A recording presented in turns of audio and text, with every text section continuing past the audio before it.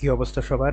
আশা করি তোমরা সবাই ভালো আছো। তো তাহলে চলো দেরি না করে শুরু করি আজকে আমাদের ৫৫ নম্বর ম্যাথ। তো ৫৫ নম্বর ম্যাথটা কি বলছে যে ১ কেজি ভরের একটি হাতুড়ি আনুভূমিক কাঠের উপর উল্লম্বভাবে রক্ষিত একটি পেরেককে খাড়া নিচের দিকে ০.৮ মিটার পার সেকেন্ড বেগে আঘাত করায় পেরেকটি কাঠের ভিতরে ০.০২ মিটার ঢুকে যায়। ঠিক আছে? গড় বাধাদানকারী বল কত? জি এর মানও দেওয়া আছে।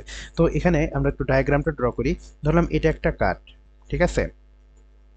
এটা একটা কাঠ এখানে রাখা আছে। ঠিক আছে? তো এই কাঠের উপরে একটা পেরেক,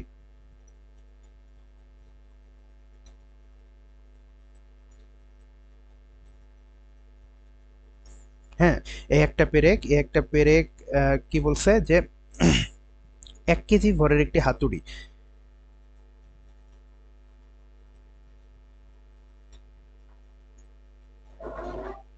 ধরলাম এটা হাতুড়ি, ঠিক আছে? আচ্ছা, তো এখন কি বলছে যে ১ কেজি ভরের একটা হাতুড়ি আনুভূমিক কাঠের উপরে, একটা আনুভূমিক কাঠ এর উপরে একটা পেরেককে খাড়া নিচের দিকে কত মিটার পার সেকেন্ড বেগে 0.8 0.8 মিটার পার সেকেন্ড বেগে আঘাত করতেছে। ঠিক আছে? তো আঘাত করায় পেরেকটি কি হয়েছে এই নিচের দিকে এর ভিতরে 0.02 মিটার ঢুকে গেছে। ঠিক আছে? 0.02 মিটার ঢুকে গেছে। হ্যাঁ, তো এক্ষেত্রে আমাদের গড় বাধাদানকারী বলের মানটা বের করতে বলছে। ঠিক আছে? তো আমরা এটা বের করার জন্য ফার্স্টে আমাদের ত্বরণের মানটা বের করতে হবে। ঠিক আছে? তো আমরা কি জানি যে a is equal to v square divided by 2g, আমরা এটা জানি। তো 2g 2s, সরি, এখানে 2g না 2s, V square divided by 2s। তো এখানে ভি স্কোয়ার, ভি এর মান কত? 0.8, 0.8 তার square divided by 2s, s এর ভ্যালু কত? 0.02। ঠিক আছে? তাহলে এখান থেকে আমাদের এর মানটা কত আসে? আমাদের এর মানটা আসে 16 মিটার পার সেকেন্ড স্কোয়ার। ঠিক আছে? এটা আসে। তো এখন দেখো এই পেরেকের উপরে কি করতেছে, এই হাতুড়িটা নিজস্ব একটা এক্সিলারেশন ক্রিয়েট করতেছে এবং এর নিজস্ব একটা জিও কাজ করতেছে এদিকে। ঠিক আছে? এ জি দুইটাই কাজ করতেছে। তো তাহলে এখানে এখানে টোটাল কার্যকরী ত্বরণটা কি হবে? তো কার্যকরী ত্বরণটা হবে অবশ্যই এ প্লাস জি। যে হলো কি লিখতে পারি যে কার্যকরী ত্বরণ আমরা কি লিখতে পারি যে এ প্লাস জি, এটা আমরা লিখতে পারি। আচ্ছা, তো তাহলে এখন এই ক্ষেত্রে এই যে কার্যকরী ত্বরণটা হলো এই ভিতরে পেরেকটা ঢোকার সময় তো অবশ্যই এর বিপরীত দিকে কি একটা ফোর্স কাজ করবে, বাধা দানকারী ফোর্স, এটা অবশ্যই কাজ করবে। তো সেটা যদি হয় এফ, তাহলে আমরা এখান থেকে কি লিখতে পারি যে F is equal to M into A plus G, এটা আমরা লিখতে পারি। তো এখানে এম এর ভ্যালু কত? এম এর ভ্যালু হচ্ছে ১ কেজি। ঠিক আছে? তাহলে এ কত? এ বের হইছে 16 প্লাস জি এর ভ্যালু কত? 9.8। তাহলে আল্টিমেটলি এটা হিসাব করলে এখানে কত আসে? 25.8 নিউটন। ঠিক আছে? 25.8 নিউটন। তাহলে বাধাদানকারী বলের মান হচ্ছে 25.8 নিউটন। এটাই হচ্ছে আমাদের অ্যান্সার। আচ্ছা, দেখো আমাদের ৫৬ নম্বর ম্যাথ। ৫৬ নম্বর ম্যাথটা কি বলছে যে 6 নিউটন এবং 8 নিউটন মানের দুইটি বল পরস্পর লম্বভাবে ৫ কেজি ভরের একটি বস্তুর উপর ক্রিয়া করছে। বস্তুটির উপর কার্যকরী ত্বরণ বের করো। ঠিক আছে? ধরলাম এটা একটা বস্তু। ঠিক আছে? এটা একটা বস্তু আমরা ধরলাম। তো এই বস্তুর উপর ধরলাম এই দিক বরাবর কাজ করতেছে হচ্ছে কি 6 নিউটন, আর এই দিক বরাবর কাজ করতেছে ধরলাম 8 নিউটন। ঠিক আছে?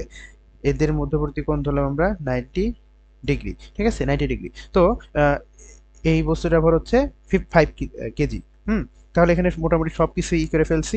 তো 6 নিউটন 8 নিউটন মানে দুইটি বল পরস্পর লম্বভাবে যদি ক্রিয়া করে তাহলে বস্তুর কার্যকরী ত্বরণ বের করো। তো আমাদের দেখো এইদিকে কাজ করতেছে 6, এদিকে কাজ করতে 8, তাহলে এদের লব দিয়ে অবশ্যই কি এরকম একটা ভিতর দিয়ে কাজ করবে। লব্ধিটা ভিতর দিয়ে কাজ করবে। তো লব্ধিকে আমরা ধরলাম এফ। হ্যাঁ, তাহলে এই এফ ইজ ইকুয়াল টু আমরা কি লিখতে পারি যে root over f one square plus f two square plus 2f1 f2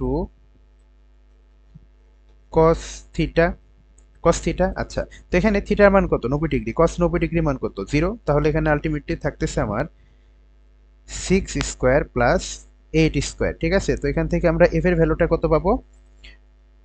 10 Newton. ঠিক আছে? এফ এর ভ্যালুটা পাবো আমরা 10 নিউটন। আচ্ছা, এখন তো হয়ে গেল। তাহলে আমরা কি জানি যে এফ ইজ ইকুয়াল টু কি এম এ ভর ইন্টু ত্বরণ। তো এফ এর ভ্যালু পাইছি আমরা কত? 10 নিউটন। ঠিক আছে? এম এর ভ্যালু কত? 5 কেজি। তাহলে কার্যকরী ত্বরণটা কত আমরা ভাগ করলে পেয়ে যাবো। তাহলে এখান থেকে আমরা এর ভ্যালু পাইলাম কত, 2 মিটার পার সেকেন্ড স্কোয়ার। ঠিক আছে, এটাই হচ্ছে অ্যান্সার। তো কার্যকরী ত্বরণ 2 মিটার পার সেকেন্ড।